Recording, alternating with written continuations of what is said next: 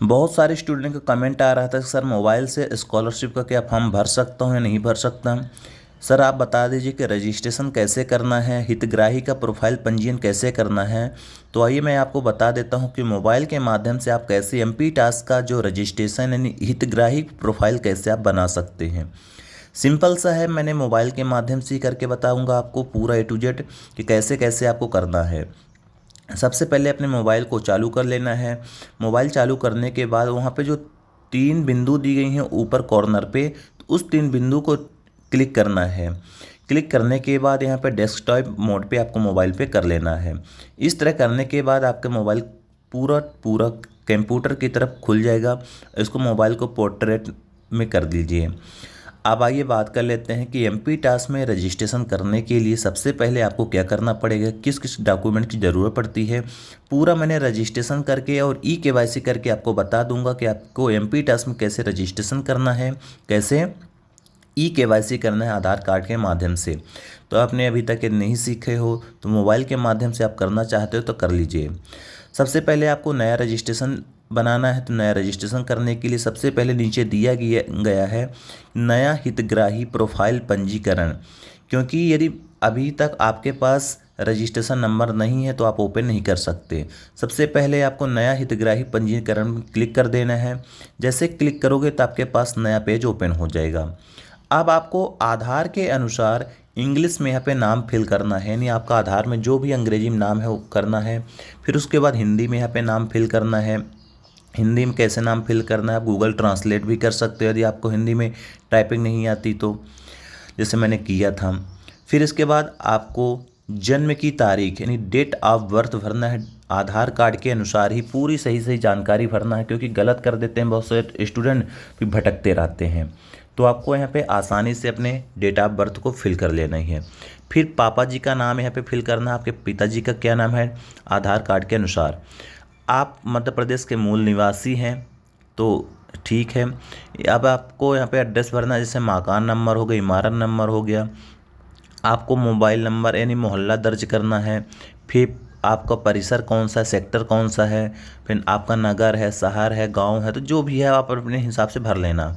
आपका अपने एरिया का पिन कोड डालना है। यदि क्षेत्रीय है, ग्रामीणी है, शहरी है, जो भी आपका रहेगा तो आप यहाँ पे सेलेक्ट कर लोगे। इसके बाद अपने डिस्ट्रिक्ट को फिल करना है, कौन सा डिस्ट्रिक्ट लगता है। स्थानीय निकाय आपका कौन सा लगता है। आपका वर्ग वार्ड कौन से वार्ड नंबर होता है गांव में या शहर में, तो आप अपना वार्ड नंबर यदि होगा तो वार्ड नंबर सेलेक्ट कर लेना। फिर इसके बाद आपको डिस्ट्रिक्ट यहाँ पे सेलेक्ट करना है। फिर स्थानीय निकाय सेलेक्ट करना है, फिर कॉलोनी सेलेक्ट करना है। इतना करने के बाद आपको कैप्चा फिल करना है। कैप्चा फिल करने के बाद आप खोजे में क्लिक कर दोगे। जैसे खोजे में क्लिक कर दोगे तो आपके पास नया पेज ओपन हो जाएगा इस तरह के। अब यहाँ पे ग्रामीण आपको सेलेक्ट कर देना है, यदि आपका शहरी नहीं है तो ग्रामीण सेलेक्ट कर देना है। डिस्ट्रिक्ट जैसे मैंने बताया था, आपका ब्लॉक कौन सा है, किस ब्लॉक में रहते हैं। ग्राम पंचायत आपकी कौन सी है और आपका कौन सा गांव है, ये आपको सेलेक्ट करना है। फिर इसके बाद आपको मोबाइल नंबर अपना भरना है। यदि आपकी शादी हो गई तो वैवाहिक स्थिति भर देना है। ईमेल एड्रेस आपको डालना पड़ेगा।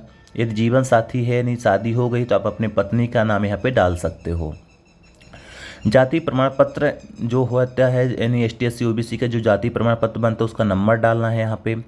और जाति प्रमाण पत्र किस तारीख को बना था वो डेट आप यहाँ पे डालना है कि किस तारीख को आपका जाति प्रमाण पत्र जारी किया गया था। वहाँ पे डेट लिखा रहा था तो आपको यहाँ पे वही डेट भरना है। इतना करने के बाद सही सही सारी इन्फॉर्मेशन आपको भरना है। फिर उसका करने के बाद सुनिश्चित करें एवं आगे जाएं पर आपको क्लिक कर देना है। इतना करने के बाद आपकी कैटेगरी खुद गूगल सर्च कर लेता है, यदि आप OBC ST SC। अब यदि आपका जाति प्रमाण पत्र देखना चाहते हैं देख सकते हैं, रीड कर सकते हैं। यदि कोई भी गलती नहीं है तो आपको घोषणा पत्र में यहाँ चेक बॉक्स में क्लिक कर देना है। सारी जानकारी सही भरे हो तो चेक बॉक्स पर क्लिक करने के बाद आपको सुरक्षित करे एवं आगे करे पर यहाँ पे क्लिक कर देना है। जैसे इतना करोगे तो आपको हितग्राही एवं समग्र ID आपको फिल करने के लिए आ जाएगा, तो आप समग्र ID यहाँ पे फिल कर देना। इसके बाद समग्र ID आपको सही सही डालना है। इसके बाद परिवार की ID डालना है। इतना डालने के बाद आपको फिर से आगे करे पर यानी सारा सबमिट करने पर आ जाना है। यहाँ पे जो ब्लू दिखाता है कॉर्नर पे, यहाँ पे आपको क्लिक कर देना है। क्लिक करने के बाद आपकी सारी जानकारी खुल जाएगी यहाँ पे। यदि आपकी सारी जानकारी आपको पढ़ लेना, सारी जानकारी सही है तो आपको चेक बॉक्स में क्लिक कर देना है। क्लिक करने के बाद सुरक्षित करें एवं आगे जाएं पर आप फिर से क्लिक कर दोगे। इसके बाद अब आपका आय घोषणा, आय व स्व प्रमाणित घोषणा पत्र खुल जाएगा। जारी होने की तिथि 3 वर्ष तक मान्य रहता है। सबको मालूम होगा इनकम सर्टिफिकेट की वैलिडिटी 3 साल की होती है। अब आपको यहाँ पे भरना है मेरे नाम से ग्राम में, यानी आपका क्या है कि कोई ज़मीन है हेक्टेयर में आपको भरना है। कितने रुपए मिलता है आपको शब्दों में यहाँ पे राशि डालना है, शब्दों में डालना है। आपकी वार्षिक आय क्या है वो सारी चीज़ें फिल करना है। यदि आपका कुछ इसमें से ज़मीन नहीं है, आपकी इनकम नहीं होती तो रहन देना है। आपका व्यवसाय क्या है, आप नौकरी करते हैं क्या है, तो आप यहाँ पे स्टूडेंट भर सकते हैं क्योंकि आप स्टूडेंट हैं। वार्षिक आय यदि होती है ठीक है, क्योंकि आपकी वार्षिक आय 0 ही रखना है तभी आपकी स्कॉलरशिप मिलेगी, तो आपको वहाँ पे 0 ही रख के छोड़ना है। इतना सारी चीज़ें ध्यान पे रखते हुए आपको भरना है। चौथा नंबर पे दिया है ग्राम संपत्ति मेरी वार्षिक आय। क्योंकि आपकी इनकम तो होती नहीं है तभी तो आपको स्कॉलरशिप मिल रहा है, तो आपको यहाँ पे सब छोड़ते हुए आगे बढ़ना है। यदि आपकी इनकम होती है तो आपको फिल करना है, यदि नहीं होती तो आपको फिल नहीं करना है। यदि आपके परिवार में कितने सदस्य हैं ऐड भी कर सकते हो, हटा भी सकते हो, जोड़ भी सकते हो, घटा भी सकते हो। और पारिवारिक आशय पति पत्नी आवश्यक पुत्री यदि कोई भी हैं, आपके बच्चे हैं, बीबी हैं, कुछ भी ऐड करना चाहते हैं, जोड़ना चाहते हैं, किसी बच्चे का नाम, पति का नाम, जो भी है, हस्बैंड का नाम, तो यहाँ पे आप जोड़ सकते हो। यदि आप नहीं जोड़ना चाहते तो आप हटा भी सकते हो, इसको रिमूव कर सकते हो। जैसे कि मैंने यहाँ पे 1-2 कॉलम बढ़ा दिया था, ये हमें तो नहीं डालना, मैं रिमूव कर देता हूँ, आप भी यहाँ पे रिमूव करके ही रखना। मेरे परिवार में समस्त सदस्यों की कुल वार्षिक आय, यदि आपकी वार्षिक आय 1 लाख रुपए है तो अप टू आप 1 लाख रुपए डाल दोगे। यदि उससे ज़्यादा है तो आप 1 लाख से 1.5 लाख के बीच डाल दोगे। ज़्यादा अपन को नहीं डालना है, अपने इनकम सर्टिफिकेट के अनुसार ही आपकी वार्षिक आय यहाँ पे डलेगी।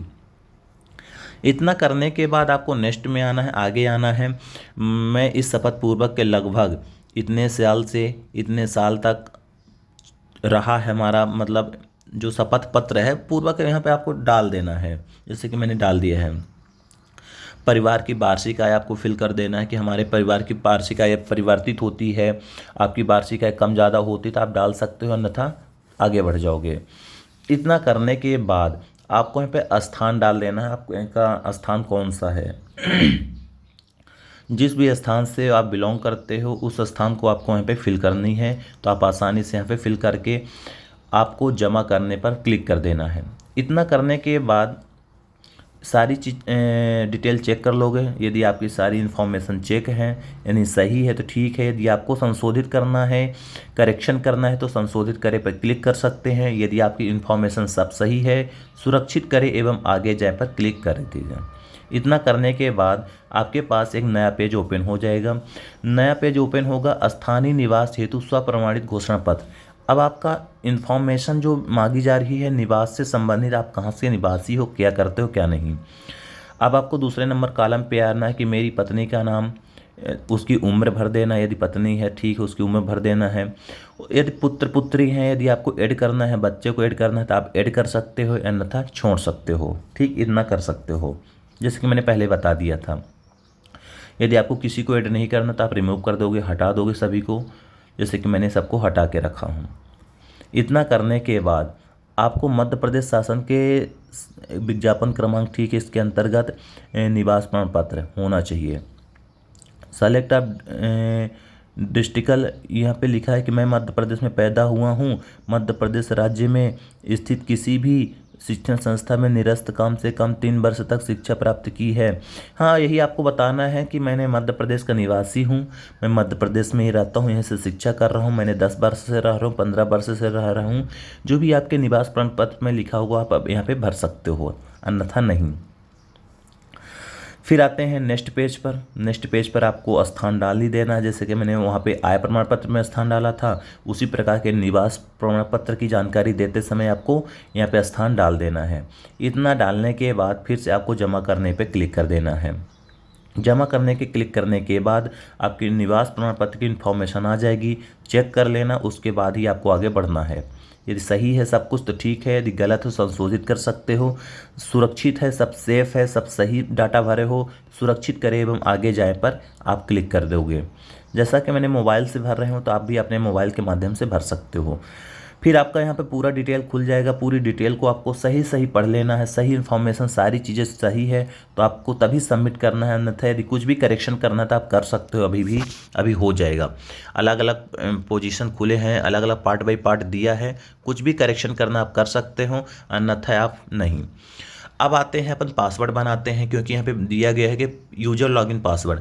आपको पासवर्ड बनाना है, कम से कम 6 अंक का पासवर्ड होना चाहिए। मैं आपको डेमो के रूप में बता दूंगा कि आपको कैसे पासवर्ड बनाना है।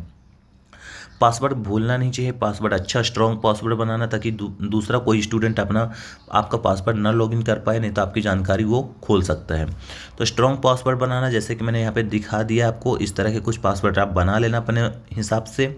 इस पासवर्ड को बनाने के बाद वहाँ पे पासवर्ड पुनः दर्ज करें। 2 कॉलम दिया है, यहाँ पे पासवर्ड दिया है, यहाँ पे दिया है पासवर्ड पुनः दर्ज करें। तो पुनः दर्ज करने में वही पासवर्ड आपको पुनः दर्ज करना है। फिर यहाँ पे चेक बॉक्स पे क्लिक कर देना है। चेक बॉक्स पर क्लिक करने के बाद आपको सबमिट करे पे चले जाना है। इतना करने के बाद आपका हितग्राही प्री हितग्राही का आपका यूजर आईडी यानी रजिस्ट्रेशन नंबर जनरेट हो जाता है। इस रजिस्ट्रेशन नंबर के माध्यम से आप अपनी प्रोफाइल को लॉगिन कर सकते हो। अब आपको करना क्या है कि ई-केवाईसी करना है। यहाँ पे जैसे दिया कैंपी टास्क की लॉगिन उपरांत आपको ई-केवाईसी किया जाना अनिवार्य है। यानी अब आपको ई-केवाईसी में भी बता दूंगा कि ई-केवाईसी कैसे करना है। ई-केवाईसी करने के लिए आपको यहाँ पे लॉगिन करना पड़ेगा। जैसा कि यहाँ पे यूजर आईडी दिया गया है, तो यूजर आईडी वही डालना है जैसे अभी निकाली गई थी, आरपीआर से चालू हुई थी। यूजर आईडी यहाँ पे आपको फिल करना है। यूजर आईडी फिल करने के बाद आपको पासवर्ड डालना है। जो आप पासवर्ड अभी बनाए थे वही पासवर्ड आपको यहाँ पे रहने वाला है। पासवर्ड के बाद यहाँ पे आपको कैप्चा फिल करना है। ये जो कोड दिया है कोड को फिल करना है, फिर जाके आपको लॉगिन करना है। इतनी जानकारी आप भरने के बाद जैसे लॉगिन करोगे तो यहाँ पे दिया है you would like to update date of birth eKYC. EKYC से पहले यदि आपकी डेट ऑफ बर्थ गलत है, अपडेट करना चाहते हो तो कर सकते हो। यदि आपकी डेट ऑफ बर्थ सही है तो नो पे करोगे, यदि गलत है तो यस करोगे। यानी अपडेट करना चाहते हो तो यस करोगे, यदि नहीं करना तो नो कर दोगे। यानी मैंने नो कर दिया है। अब आपको यहाँ पे क्या करना है, ई-केवाईसी आधार कार्ड के माध्यम से करना है या वर्चुअल आईडी आधार पंजीयन के माध्यम से करना है। तो मैं यहाँ पे अपना आधार आधारित पंजीयन के माध्यम से ई-केवाईसी कर रहा हूँ। तो यहाँ पे आपको आधार नंबर फिल करना पड़ेगा। आधार नंबर फिल करने के बाद ये कोड को दर्ज करना है, चेक बॉक्स में क्लिक कर देना है।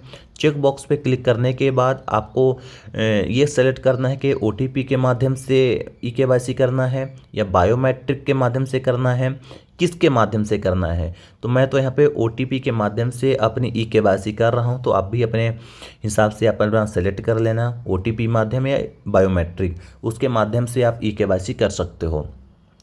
जैसे ही ओटीपी के माध्यम से आप आगे प्राप्त करें या ओटीपी प्राप्त करें पर क्लिक करोगे तो आपके मोबाइल जो रजिस्टर्ड मोबाइल नंबर है तो इसी मोबाइल नंबर पर एक ओटीपी आएगा। उस ओटीपी को आपको यहाँ पे डालना है। जैसे ही आप ओटीपी यहाँ पे डालने के बाद सबमिट करोगे तो आपका ई-केवाईसी सबमिट हो जाएगा, यानी ई-केवाईसी सक्सेसफुल हो जाएगा। चलिए मैंने ओटीपी डाल देता हूँ। ओटीपी डालने के बाद दिखा देता हूँ। अब ओटीपी डालने के बाद ओटीपी सबमिट करें तो आपको यहाँ पे क्लियर सबमिट दिखाएगा, जैसा कि मेरे पे दिखा दिया था। ठीक, इतना करने के बाद दोबारा आप लॉगिन करोगे और प्रिंट लोगे, यानी अब आपका सारी चीज़ हो गई है। हितग्राही का रजिस्ट्रेशन हो गया है, ई-केवाईसी हो गया है। अब आपको प्रिंट लेने के लिए दोबारा लॉगिन करना पड़ेगा। जैसे कि मैंने यहाँ पे यूजर आईडी पासवर्ड और कैप्चा यानी कोड डालने के बाद लॉगिन पे क्लिक कर दूंगा तो यहाँ पे मेरी प्रोफाइल खुल जाएगी। मेरा यहाँ पे नाम दिखा रहा है डैशबोर्ड पर। अब यहाँ पे अपने माई प्रोफाइल पे जाना है, नहीं अपनी प्रोफाइल के बारे में देखना है। अपडेट पर्सनल डिटेल यदि करना है कर सकते हैं। कास्ट डिटेल अपडेट कर सकते हैं, समग्र डिटेल कर सकते हैं, इनकम सर्टिफिकेट, डोमेसाइल, जो भी यदि अभी भी करेक्शन करना कर सकते हैं। यदि मेरी जानकारी सब सही है तो सीधे प्रिंट आउट पे जाएंगे और प्रिंट आउट पे क्लिक कर देंगे तो हमारी प्रोफाइल खुल जाएगी और हमारा पेज नया ओपन हो जाएगा। तो यहाँ पे PDF बना सकते हैं, प्रिंट ले सकते हैं, जो भी आपकी इच्छा होगी तो आप अपने अनुसार कर सकते हो या लॉग आउट फिर कर देना। तो इस तरह के आप अपना हितग्राही का रजिस्ट्रेशन कर सकते हो और इस तरह के आप अपने हितग्राही का KYC कर सकते हो। इसके अलावा भी कुछ डाउट है तो आप कमेंट कर सकते हो, कमेंट बॉक्स के माध्यम से मैं और जानकारी आपको बता दूंगा। मिलते हैं नेक्स्ट वीडियो पर। नेक्स्ट वीडियो पर अपन बताएंगे कि MP टास्क का फॉर्म कैसे भराया जाता है।